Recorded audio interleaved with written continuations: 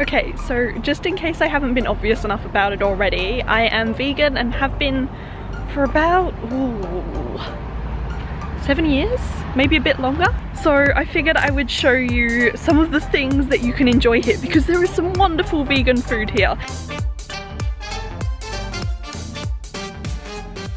As far as I'm concerned, there's 4 ways that you can eat in Japan. You can cook for yourself, you can go to convenience stores, you can go to supermarkets, or you can go to restaurants. Of course, if you're cooking for yourself, then it's so easy to find vegan food because you just buy vegetables and you cook them. But that means that you have to stay in hostels, which probably a lot of you are going to do anyway, just because it's cheaper, and I personally love hostels because you get to meet people. And of course they have kitchens. When I went to Europe I was so surprised because a lot of the hostels didn't have kitchens and you had to be really careful of that. But in Japan almost every hostel has a kitchen, which is fantastic. Okay, so the vegetables are going to be different to what you get in your country. They have a lot of root vegetables, and while they have greens, it's all Asian greens, and they're actually fairly expensive. You can get broccoli, and broccoli here is such nice broccoli. I was really surprised. One of my favourite breakfasts is just broccoli and lemon, and then I feel like I've had all my vegetables for the day and I don't have to worry again. Now, you can get ingredients from both supermarkets and convenience stores. Convenience stores are of course really convenient and they're everywhere, but supermarkets are cheaper, they have better vegetables, and often they have these pre-packaged meals that are like little tasters, and some of these are vegan. So you can get things like kimpita, this weird kind of, I don't know what it is, they're like vegetables stewed in stuff, but you have to be really careful. Often they use a broth that has pig in it, so you've got to be really careful of that. And if you look on the ingredients and see this kanji, then you know that it's got pig in it. One of my favourites here is the pumpkin. Just steamed pumpkin is fantastic, it goes so well with rice. Surprisingly, rice is one of the more expensive things. I didn't expect that because it's such a staple in Japanese meals, but it turns out that it actually is up there in cost-wise. Japanese convenience stores are famous, and of course it's quite disappointing for vegans because you can't eat a lot of it, but you can still eat so much more than you might expect. So my favourite are onigiri, which are of course rice balls, and there's always at least 2 in every convenience store that you can eat. Umeboshi, pickled plum, and kombu, which is a seaweed one. They also have things like inari, a red bean onigiri. These aren't in every convenience store, but they are in a lot of them.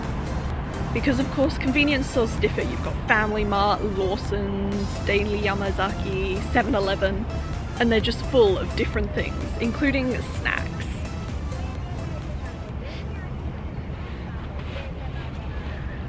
Of course, as a vegan, the thing you've got to be careful of and that they put in everything is fish. Not just fish, but crustaceans. In Japan, they don't understand what vegetarian means, let alone vegan. So often I say I don't eat animal and I don't eat fish. Do note that crustaceans and apparently octopus do not count as either of those, so you may end up with a sandwich with raw octopus in it if you're not specific. Luckily in Japan, veganism has become a little bit of a trend, a little bit like it has in Australia actually, where people go and eat it because it's healthy. And honestly, I am loving that. I am loving the fact that there's plenty of vegan healthy restaurants around. It's just fantastic. So of course, not only is it vegan, but it's sugar-free as well. And when I'm in Australia, I'm sugar-free, which I am so happy that they have that as an option here now.